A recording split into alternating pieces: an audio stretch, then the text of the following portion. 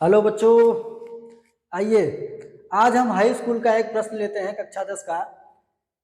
ये ऐसा कि हालांकि ऐसा बहुत सारे प्रश्न जो है एग्जाम में पूछता है कि कह रहा है कि दर्शाइए कि कोई भी विषम धनात्मक पूर्णांक 6q+1 या 6q+3 या 6q+5 के रूप का होता है जहाँ q कोई पूर्णांक है। इस सवाल को समझने से पहले हमको ये समझना है कि यूक्लिड विभाजन प्रमेयिका क्या है। हम देख पा रहे हैं कि a बराबर bq+r, जहां r जो है 0 से बड़ा या बराबर हो सकता है परंतु b से छोटा। इस बात को समझिए। b क्या है आपका?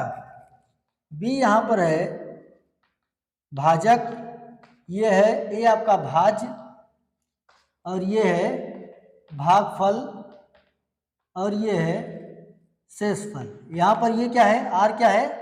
शेषफल। इसको अंग्रेजी में रिमाइंडर बोलते हैं, इसको क्वोशेंट बोलते हैं इसको। तो देखिए क्या है, b भाजक, a भाज्य, भागफल प्लस शेषफल। इसको अगर हम और अच्छे से डिराइव करें तो हम ऐसे लिख सकते हैं कि भाज्य बराबर भाजक गुणे भागफल प्लस शेषफल। यही आपका यूक्लिड विभाजन प्रमेयिका है। तो भाज्य क्या है आपका?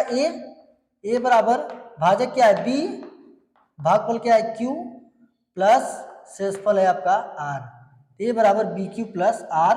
और याद रखिएगा जो शेषफल होता है भाजक से सदैव छोटा होता है, उससे बड़ा या उसके बराबर कभी नहीं हो सकता। इसलिए कहा गया है कि r is greater than equal 0 but b से छोटा है ना बच्चों। तो इस टाइप का क्वेश्चंस बहुत एग्जाम में पूछता है। तो हमने यूक्लिड विभाजन प्रमेयिका को पढ़ लिया, इसी के द्वारा इसको सॉल्व करेंगे। तो आइए देखते हैं हम। तो सॉल्यूशन में इसके लिखेंगे पहला लाइन, यूक्लिड विभाजन प्रमेयिका से क्या लिखेंगे? a बराबर bq+r बट 0 से बड़ा या बराबर हो सकता है r परंतु b से छोटा है। जहां a व b धनात्मक पूर्णांक है, a और b धनात्मक पूर्णांक है ना। तो ध्यान देना है, माना b बराबर 6 हमने इसलिए लिया क्योंकि हम देख पा रहे हैं यहाँ क्वेश्चन से समझिए 6q+1, 6q+3, 6q+5 सब में 6 है, इसलिए हमने मान लिया कि माना b = 6। आपको दिखाना क्या है? आपको दिखाना है कि कोई भी विषम धनात्मक पूर्णांक इस टाइप का होता है, 6q+1 या 6q+3 या 6q+5 टाइप का होता है, इस रूप का होता है जहां q कोई पूर्णांक है। तो q के बारे में दिया कि कोई पूर्णांक है, तो हमने यूक्लिड विभाजन प्रमेयिका का प्रयोग किया, a बराबर bq+r। और b हमें क्वेश्चन से लेना है, क्यों? क्योंकि हम सब में देख पा रहे हैं कि 6 है, इसलिए b बराबर 6। ओके, तो आइए देखते हैं। तो यहां से जब b बराबर 6 है तो इसका मतलब r क्या था? r जो है 0 से बड़ा या बराबर परंतु 6 से छोटा, यानी b से छोटा होगा। b क्या है आपका? 6 है, यहाँ पे 6। इसका मतलब r बराबर 0 हो सकता है, 1 हो सकता है, 2 हो सकता है, माफ करना यहाँ पे 6 से छोटा होगा। ठीक है, यहाँ पर भी देखो गलत सिंबल लगा दिया है।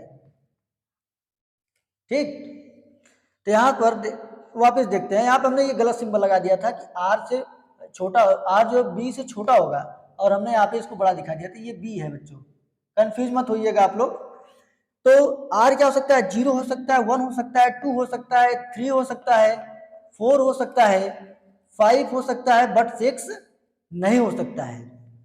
इसका मतलब क्या हो रहा है? जब a बराबर bq+r लिया और b बराबर जब 6 है, तो हमने पढ़ा है कि r जो है b से छोटा होगा और 0 के बराबर या उससे बड़ा हो सकता है। 0 के बराबर लिया, 6 से छोटा, 1 2 3 4 5, 0 1 2 3 4 5, ये इससे छोटे हैं।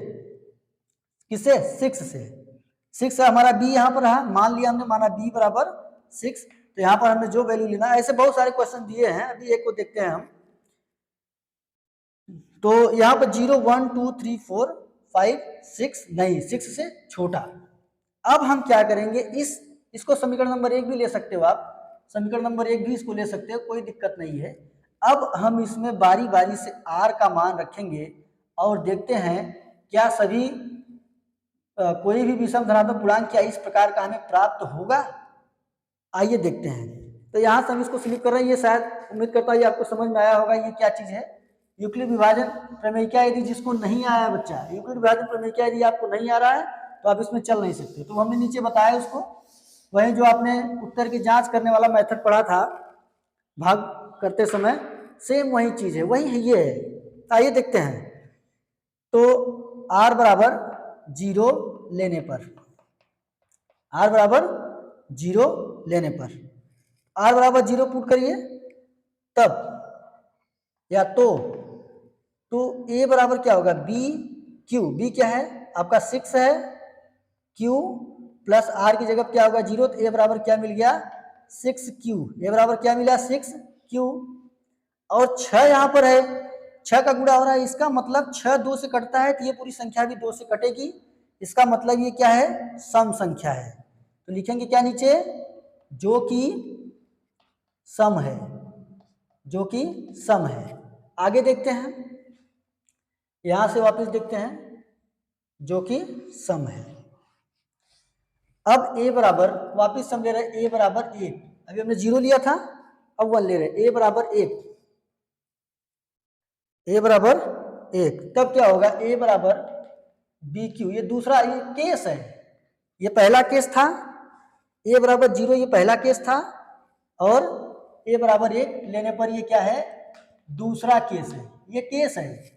a बराबर bq प्लस r, ये हमें सूत्र पता है, तो यहाँ पर हम b की जगह पर रखेंगे 6, हमने मान लिया है, तो माना b इक्वल टू 6, b की जगह पर 6 और q वैसे ही रहेगा, r की जगह पर रखेंगे 1, r की जगह पर 1 जब रखा तो हमें ये मिल गया a बराबर 6q प्लस 1।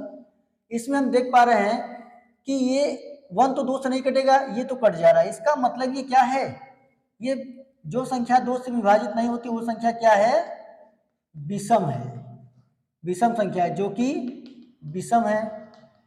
अच्छा, जो कि विषम है।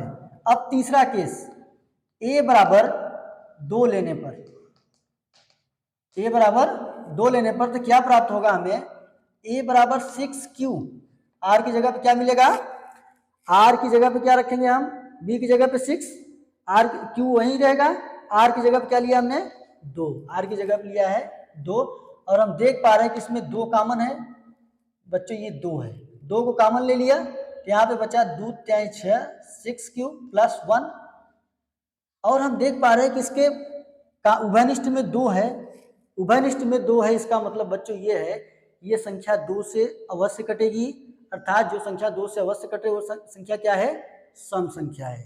तो ये क्या है, सम संख्या है, जो कि सम है, जो कि सम है।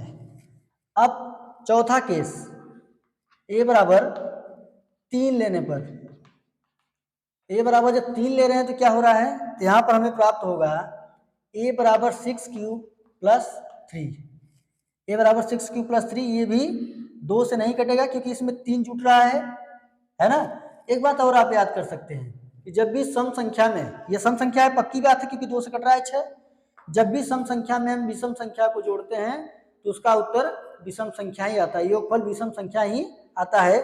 इसका मतलब ये भी क्या है, तब ये क्या है, विषम संख्या, क्योंकि 3 विषम संख्या है, 3 को जब 6 की सम संख्या में जोड़ेंगे तो विषम संख्या उत्तर देगा। जैसे 4 में यदि आप 4 में 5 जोड़ो तो 5 4 9 देगा आपको, जो कि विषम संख्या है ना। और 5 क्या है, विषम संख्या है, और ये सम संख्या, सम संख्या में जब भी विषम संख्या को ऐड करेंगे तो उत्तर आपको विषम संख्या ही देगा। आइए देखते हैं, तो ये क्या है, जो कि विषम है, जो कि विषम है।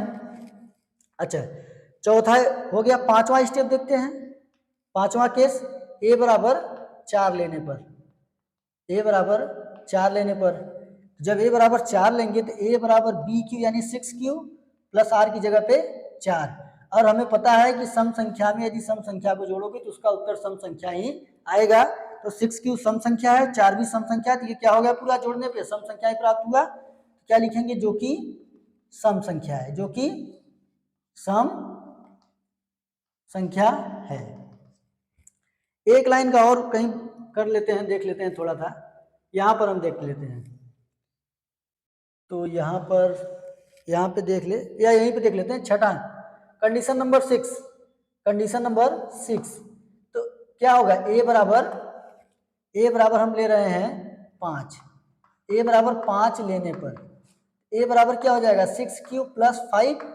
अब 5 क्या है, विषम संख्या है, सम संख्या में जोड़ेंगे तो क्या उत्तर देगा, ये विषम संख्या ही देगा, तो जो कि क्या है, विषम है।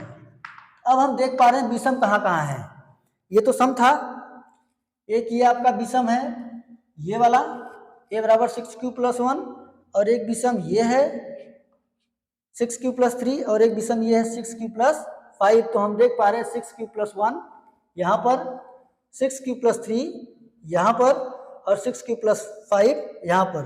तो हम कह सकते हैं अतः कोई भी विषम धनात्मक पूर्णांक 6 क्यू प्लस 1 या 6 क्यू प्लस 3 या 6 क्यू प्लस 5 के रूप का होता है। तो उत्तर हम लिख देते हैं एक लाइन में। यहाँ तक हो गया होगा, समझ आया होगा, हमें उम्मीद है आप लोगों को। अतः यहाँ पे लिख देते हैं, अतः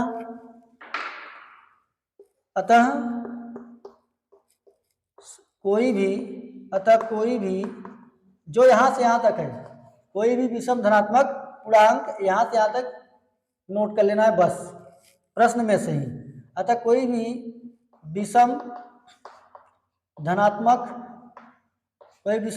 पूर्णांक 6 क्यू प्लस 1, यहाँ से देख पा रहे हैं 6 क्यू प्लस 1 या 6 क्यू प्लस 3, 6 क्यू प्लस 3 या 6 क्यू प्लस 5, 6 क्यू प्लस 5 के रूप का होता है। वापिस एक बार रिवीजन कर लेते हैं। सबसे पहले ऐसा क्वेश्चंस पढ़ने के बाद और बहुत सारे एग्जांपल, जैसे वर्ग करने पर इतना होता है, घन करने पर इतना होता है, इसी रूप का होता है, घन वर्ग, ये सब दिया रहता है क्वेश्चंस में। तो आइए समझते हैं इसको, थोड़ा सा बस केवल समझना है कि जब भी ऐसा कोई क्वेश्चन दे तो यूक्लिड विभाजन एल्गोरिदम का प्रयोग करना है।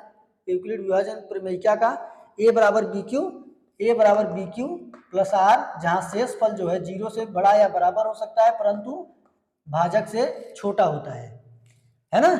तो इसी प्रमेयिका का प्रयोग करेंगे। बी आपका क्वेश्चंस में दिया रहता है, इसको पकड़ लेना, ये बी होता है आपका, ये जो दिया रहेगा ये आपका बी है। और क्यों पहले से कहा कोई धन पूर्णांक है तो क्यों ले लीजिएगा, क्यों अपने आप है। आर जो है, अब देखो जो बी होगा उससे एक कम आपका आर होगा 0 से लेकर के, यानी 0 से बड़ा होगा और इससे छोटा होगा। इस हिसाब से हम जितने भी मान प्राप्त होंगे सबको बारी बारी से ऐसे रखते चले जाएंगे और अंत में हम देखेंगे क्या कहा था, विषम धनात्मक पूर्णांक। तो हम देख रहे हैं ये भी विषम है, ये भी विषम है और ये भी विषम है, जो कि इस प्रकार से हैं, इसी टाइप के हैं। तो ऐसे बहुत सारे क्वेश्चंस किताब में हैं। चूंकि आज समय कम है मेरे पास, लेकिन कुछ बच्चों ने कहा था कि सर इस पर जरूर वीडियो बनाइएगा, तो हमने एक सवाल बता दिया है। हो सकता है कल मैं इसको पूरा एक्सरसाइज हाई स्कूल का लेसन 1 यानी चैप्टर 1 हो सकता है मैं कल इसको समाप्त कर दूं। कोशिश रहेगी, यदि समय मिला तो जरूर इस पर ध्यान देंगे। तो बच्चों इसको वापिस ऐसे सवाल समझिएगा, उसको लगाइएगा और फिर हम कल देखते हैं और 2-4 सवाल क्या पूरा एक्सरसाइज ही देख लेंगे, पूरा लेसन 1। ओके, ठीक है।